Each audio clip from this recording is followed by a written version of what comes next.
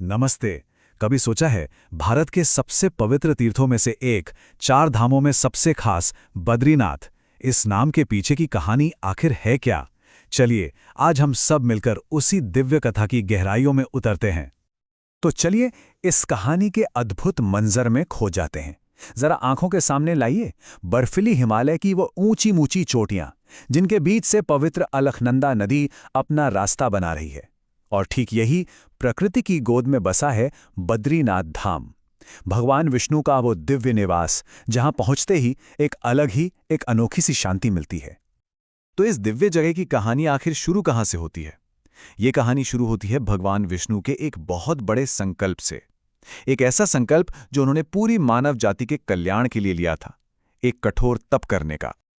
अब जरा इस तपस्या की कठोरता को महसूस करने की कोशिश कीजिए। भगवान विष्णु हिमालय की उन गहराइयों में चले गए जिसे बद्रीवन कहते थे। सोचिए, एक ऐसी जगह जहां की जमा देने वाली ठंड में किसी आम इंसान का एक पल भी टिकना नामुमकिन था, बिल्कुल नामुमकिन। और ये तपस्या कोई कुछ दिनों या महीनों की बात नहीं थी। भगवान विष्णु हजारों सालों तक अडिग होकर ध्यान में लीन रहे। जरा सोचिए तो इस अटूट समर्पण के बारे में। उनकी तपस्या की गहराई देखिए। वो बिना हिले डुले पूरी तरह से स्थिर ध्यान में मग्न थे। और ये सब कुछ, ये इतना कठोर तप किसके लिए? सिर्फ और सिर्फ हम सब के लिए, पूरी मानव जाति के कल्याण के लिए। और अब आता है कहानी का सबसे भावुक, सबसे मार्मिक हिस्सा। जब देवी लक्ष्मी ने अपने स्वामी को इस तरह कठोर तपस्या में लीन देखा, तो जाहिर है उनका दिल चिंता से भर गया।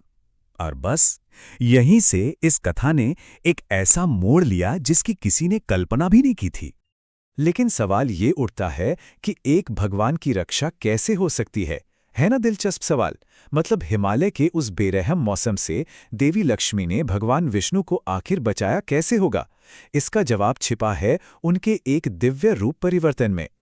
अपने स्वामी के लिए प्रेम और चिंता से भरकर देवी लक्ष्मी ने अपनी दिव्य शक्तियों का इस्तेमाल किया और खुद को एक पेड़ में बदल लिया। कौन सा पेड़? एक बद्री का पेड़, यानी एक जंगली बेर का पेड़। जरा उस दृश्य को महसूस कीजिए। उस बद्री के पेड़ की शाखाएं भगवान विष्णु के ऊपर एक सुरक्षा कवच की तरह फैल गईं और उन्हें बर्फीली हवाओं से, भारी बर्फबारी से और मूसलाधार बारिश से बचाने लगी, एक ढाल बनकर। तो देखा, देवी लक्ष्मी के इसी प्रेम और संरक्षण ने इस पवित्र स्थान को इसका नाम दिया बद्रीनाथ, यानी बद्री वृक्ष के स्वामी या बद्री के नाथ। अच्छा, इस अद्भुत और दिव्य लीला का एक गवाह भी था। कौन? देवर्षि नारद मुनि। वो वहां पहुंचे और उन्होंने जो कुछ देखा, उसने इस घटना को इतिहास में हमेशा के लिए अमर कर दिया। भगवान विष्णु की ये तपस्या और पेड़ के रूप में देवी लक्ष्मी का ये संरक्षण देखकर नारद मुनि वो बहुत भावुक हो गए। उन्होंने घोषणा कर दी कि ये जगह, ये स्थल हमेशा हमेशा के लिए एक महान तीर्थ कहलाएगा।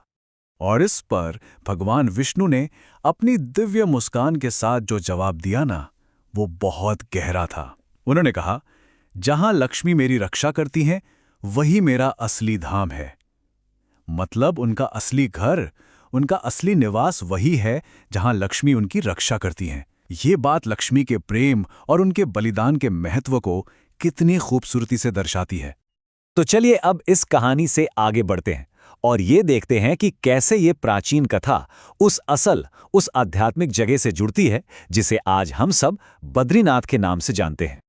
यहाँ की प्रकृति भी उतनी ही पवित्र है जितनी ये कथा खुद है। मंदिर के ठीक पीछे खड़ा है भव्य नीलकंठ पर्वत, जिसे देवताओं का दरवाजा तक माना जाता है। और पास में जो कल कल करके अलकनंदा नदी बहती है ना, कहते हैं कि वो हर भक्त की मुराद पूरी करती है। आज हम जो भव्य मंदिर देखते हैं उसका भी अपना एक खास इतिहास है। माना जाता है कि 8वीं सदी में महान दार्शनिक आदि शंकराचार्य ने इस मंदिर को फिर से स्थापित किया था। और मंदिर के गर्भगृह में वहां भगवान विष्णु की एक स्वयंभू मूर्ति है, यानी जो खुद प्रकट हुई, और ये काले शालिग्राम पत्थर की बनी है। यहाँ की एक अनोखी परंपरा भी है कि हर साल सर्दियों में जब भारी बर्फबारी होती है तो मंदिर के कपाट बंद कर दिए जाते हैं। तो अब हम इस दिव्य कहानी के आखिरी पड़ाव पर आ पहुंचे हैं। देखिए, बद्रीनाथ सिर्फ पत्थरों से बना एक मंदिर नहीं है, ये एक जीती जागती कहानी है। एक ऐसा संदेश है जो आज भी उतना ही जरूरी है, उतना ही मायने रखता है। तो आखिर इस पूरी कहानी से हमें सीखने को क्या मिलता है? ये कहानी है त्याग की, तपस्या की, प्रेम की और संरक्षण की। असल में ये भगवान विष्णु और देवी लक्ष्मी के मिले-जुले कामों का सार है, उनका निचोड़ है। और आखिर में ये कथा हमें अपने सबसे गहरे और सबसे शक्तिशाली संदेश तक ले आती है।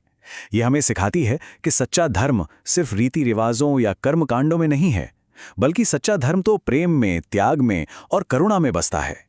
ये एक ऐसा विचार है जो हम सबको अपने विश्वास और अपनी आध्यात्मिकता के असली मतलब पर सोचने के लिए मजबूर करता है।